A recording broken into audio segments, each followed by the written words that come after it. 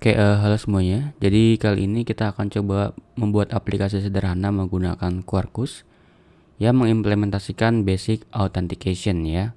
Dan tentu aja kita nanti akan menggunakan reaktif juga ya. Nah, di sini saya udah ada di dalam code.quarkus.io.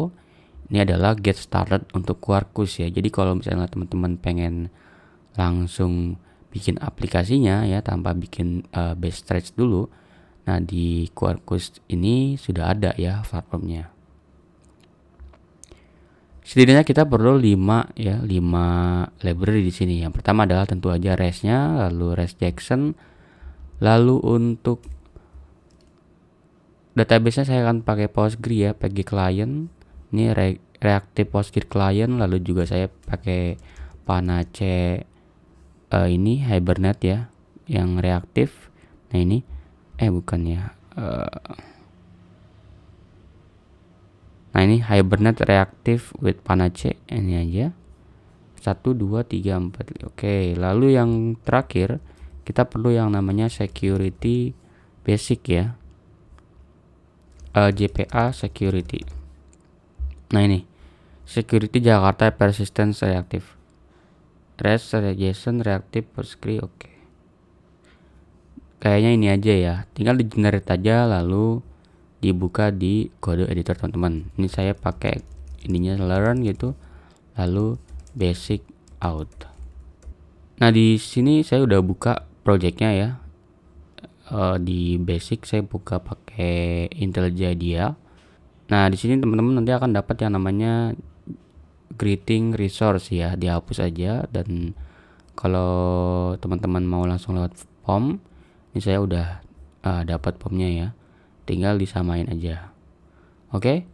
Lalu di sini saya pengen bikin satu package namanya adalah entity ya, kayak biasa aja saya pengen pakainya. Lalu ada resource ya, resource gitu. Lalu yang ketiga ada yang namanya DTO ya. Nah, ini di entity saya setidaknya perlu bikin 2 entity ya. Yang pertama adalah user, tentu aja user ini adalah sebuah entity dengan table-nya adalah table user ya. Lalu di sini saya pengen pakai ID-nya adalah string gitu. Lalu ini aja string username, lalu string password. Nah, ini. Nah, untuk menggunakan user ini sebagai table definition daripada security kita bisa pakai define user definition yang ini. Nah, IO Quarkus security JPA. Sehingga kita perlu juga anotasi di sini. Ini adalah username, ini adalah password ya. Dan yang terakhir saya perlu role ya. Private string role. Nah, setidaknya saya perlu field yang ini. Nah, role itu nanti kita setidaknya akan bikin 2 endpoint ya. Yang pertama endpoint khusus customer. Kita bikin 2 role dulu, customer dan juga admin. Kalau dia customer, dia hanya bisa akses endpoint yang memang di-set untuk customer, dan admin juga begitu ya.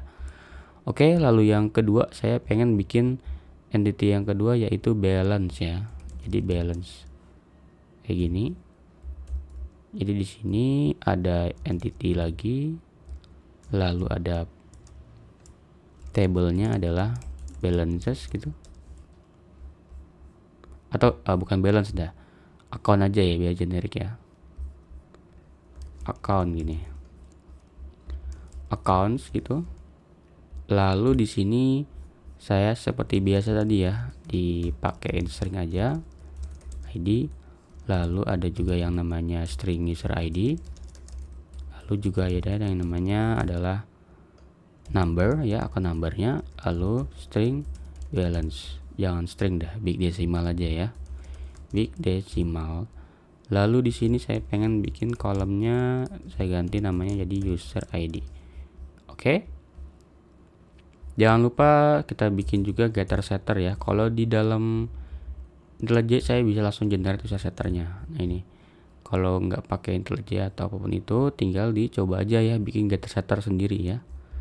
Lalu di user juga jangan lupa, biar kita mempermudah tadinya ya. Mempermudah apa tuh tadinya? Nah, sip. Oke, ini sudah kita buat entity-nya, lalu kita pergi ke konfigurasi. Nah, ini saya pengen konfigurasi untuk aplikasi kita ya. Yang pertama, saya pengen konfigurasi database-nya kayak biasa ya. Quarkus data source. DB-nya saya pakai Postgre. Lalu quarkus.data source username-nya saya pakai Postgres gitu. Quarkus data source passwordnya Postgres juga. Ini sesuaikan dengan lokal mesin teman-teman ya. Lalu yang terakhir, karena saya pakai reaktif tentu agak sedikit beda ya data source ininya. Untuk URL-nya kayak gini harusnya. Reaktif URL. Vertex gitu, reaktif PostgreSQL localhost 5432, ini portnya. Lalu nama database saya adalah belajar Quarkus. Ini saya udah buat sebelumnya ya. Jadi kok apa tuh Bang belajar Quarkus? Ini adalah database yang saya buat sebelumnya ya. Tinggal dibikin aja. Saya pakai data grip kebetulan. Jadi saya kalau lihat di sini saya udah punya nih database yang namanya belajar Quarkus. Kosongan aja nggak apa-apa, nanti di sininya saya pengen bikin auto generate ya. Jadi tinggal set aja di sini quarkus.hibernate.vrm.database generation sama dengan update aja ya. Jadi ketika running dia akan update. Lalu karena kita pengen mengaktifkan basic ya, tinggal quarkus.http out basic true ya. Nah, kayak gini. Oke, secara default portnya akan pakai port 8080 ya. Jadi jangan bingung, kok ini portnya nggak di set ya. Kita akan pakai default 8080. Tapi kalau mau di set ya udah gini aja, quarkus.http port ya 8080 81 gitu, bebas ya. Saya pengen pakai default aja. Oke, lalu kita bikin juga repository ya. Ini repositorinya saya pengen bikin di repository user repository. Nah, ini adalah sebuah kelas ya yang mengimplementasikan Panache repository lalu user. Nah, ini. Jadi kalau teman-teman lihat, dia diambil dari Hibernate reaktif ya, yang bukan yang biasa. Karena ada beberapa kelas yang memang namanya sama ya. Saya pengen pakai scope application. Lalu yang kedua, saya pengen bikin yang namanya account repository ya. Nah, ini sama implementasinya juga Panache entity repository maksud saya, account gitu. Lalu application scope juga sama ya. Oke. Nah, selanjutnya tadi saya udah running belum ya? Saya coba running dulu ya untuk mengenerate database kita. Oke, harusnya ini udah jalan ya. Kalau kita lihat nih nggak ada error ya. Saya coba refresh. Ini si public table. Nah, ini saya ada dua ya, dua table ya. User ID, balance number, lalu user ya. Ya, kayak gini ya. Oke, sekarang kita pengen bikin satu DTO namanya adalah account data ya. Account data adalah sebuah record yang berisi number dan juga balance ya. Nah, kayak gini. Oke. Lalu saya pengen bikin yang namanya resource. Oh, tadi udah ada ya. Ini adalah account resource ya. Account resource ini. Kayak biasa ya, bikin resource saya pengen bikin path-nya diawali dengan account. Lalu di sini saya pengen bikin sebuah path namanya adalah me dengan metode get. Nah, ini. Producers-nya adalah media type JSON, application JSON, consume-nya juga sama ya. Tapi saya nggak pakai consume karena kan dia get biasa kan. Nah, ini public saya pakai unique kayak biasa, unique list of account data get my account. Nah, ini. Oke, sip. Nah, di sini kita perlu tahu bahwa kita tuh sebetulnya pengen ngambil akun berdasarkan user ya. Tapi sebelum itu saya pengen bikin usernya dulu ya. Maka dari itu saya udah bikin sudah buka UID generator karena saya pengen ID-nya tuh generate dari UID. Setidaknya saya pengen bikin 2 user ya di sini. User ini lalu user yang ini. Bebas aja ya. Nah, gini. Role-nya yang satu adalah admin, yang satu adalah customer ya. Lalu username-nya yang pertama adalah admin, yang kedua adalah customer. Nah, passwordnya ini bukan password plan ya, tapi passwordnya adalah password dari Bcrypt. Jadi tinggal kita buka aja ke sini. Sini saya pengen set aja admin gini. Jangan dah, password aja, password encrypt. Lalu tinggal di copy aja. Roundnya di round standar ya, di 12. Lalu di sini password kayak gini aja. Saya samain dua-duanya. Oke. Lalu untuk akun saya pengen bikin 1 akun aja ya, atau 2 akun boleh, atau akun aja ya. Di sini saya copy yang ini, balance-nya 9 juta. Nomornya adalah 00001 ya. Nah, ID-nya saya coba copy lagi dari tempat lain ya, dari sini lagi ya. Oke, lalu saya coba simpan. Oke, logiknya sederhana aja nanti.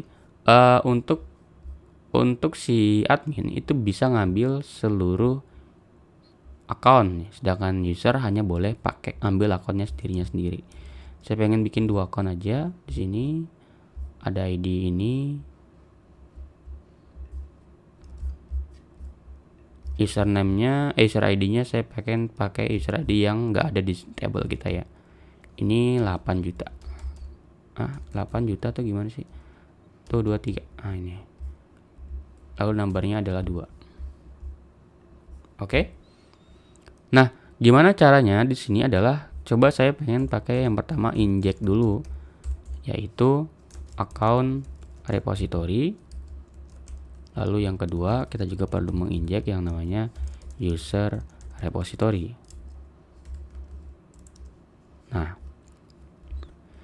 jadi untuk kita mencegah, jadi di sini misalnya gini ya, ada uni create form itemnya dari list of kayak gini aja ya. Jadi kalau kita coba jalanin di sini, nggak usah di-run ya, karena kan dia otomatis create ya.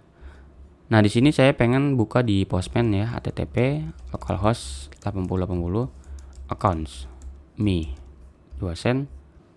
Nah, dia bisa nih ya. Dia bisa dapat respon. Harusnya nggak bisa. Kenapa? Karena di sini belum dia autentikasi.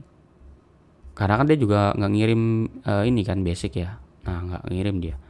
Maka dari itu kita perlu bilang bahwa ini adalah hanya untuk tertentu aja. Role allowed. Ya, kita bilang bahwa ini hanya boleh untuk customer. Nah, jadi kalau kita coba send di sini, dia akan kena yang namanya 401. Nah, tinggal coba kita kirim yang namanya basic out di sini. Saya pengen pakai username-nya adalah customer ya. Saya coba send. Nah, baru aman. Tapi kalau admin, nah kena 403 ya. Hanya boleh customer aja. Nah, sip. Kok dia tahu bang harus ngambil dari mana tadi? Karena kita sudah mendefinisikannya di dalam entity user ya di sini. Username, password, role-nya dari mana gitu ya. Oke. Nah, pertama gimana caranya kita mendapatkan data saat ini, user saat ini. Nah, ini kita bisa pakai konteks namanya. Security context. Nah, di security context ini kita punya yang namanya adalah username ya. Username. Nah, name ini adalah username. Maka dari itu kita perlu mencari dulu username kita untuk mendapatkan ID ya. Karena kan di sini adalah ID ya. Nah, disinilah kita coba menggunakan sistem reaktif kita ya. Jadi caranya account misalnya ada find ya username berdasarkan username-nya ini, lalu on item jangan ya first result karena dia sebuah unit, tinggal on item aja, lalu transform account ini user ini saya pengen dapetin data yang dari sini ya, dari si salah, bukan akunnya, harusnya user repository. Nah, di sini tinggal saya balikan saja dari account repository find by user ID equal to user get ID. Nah, ini. Lalu di sini tulis list. Nah, ini. Lalu di sini kalau dilihat error ya, kenapa error? Karena di sini harusnya providednya list ya, tapi uni. Berarti harusnya ditransform to uni. Nah, gini. Lalu setelah itu, setelah dapat itemnya, kita tinggal transform data accounts ini ke data yang lain ya, karena kita adalah perlunya data ya, data dari TTO, maka tinggal di map aja new account data ya, kayak gini. Lalu account get ID get number harusnya ya, account get balance. Nah, lalu to list. Sip. Tinggal gini aja. Oke, aman ya, nggak error ya. Nah, kalau teman-teman lihat kok dia kayak gini ya, ya karena dia record ya. Nah, nih nggak ada setternya tuh nggak ada, adanya getter aja karena dia immutable biasanya. Maka dari itu kita taruhnya di constructor. Oke, gampang ya. Jadi ketika diambil yang pertama, dapat datanya, kita lanjutkan dengan cara melakukan query ke table account ya di sini. Lalu resultnya kita transform ke ini lagi.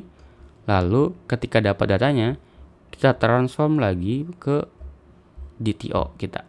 Nah, sederhana ya.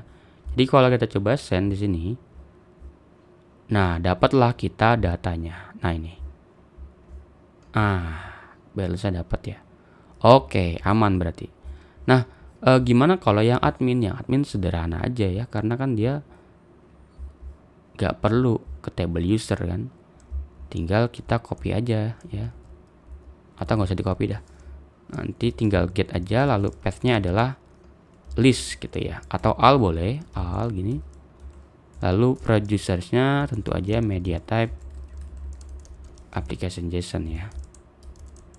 Nah, ini. Tinggal kita akan mengembalikan gini.